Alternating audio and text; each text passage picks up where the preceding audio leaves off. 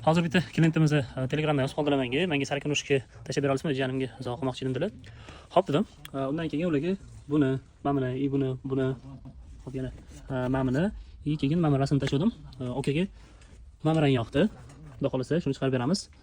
Bu 36 razmer ekan. Biz 37 razmer olib hozir korobkalarga chiroyli qilib chiqarib beramiz. Korobka oladigan joyimizda sal bardakroq olgan, o'shaning uchun mana bu qo'ydimda. Hop, korobkani qanaqa yasaysiz deganlarga olov rangidan boshladik. Buni korobkani silib yo'g'idan teshik bor, yo'g'itamiz. Bu yo'g'dan teshik qilib, yo'g'ini xuddi shuni qilamiz.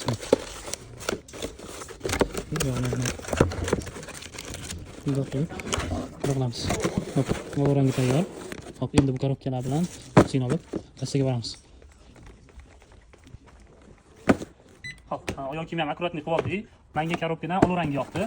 Olov rangi sekin qilib olib, bunaqa adashli paketligi bunaqa qilib solamiz idishga. Akkuratni solib, anaqa ekan, sog'ig ekan, shuning uchun olib tashlaymiz. Mana.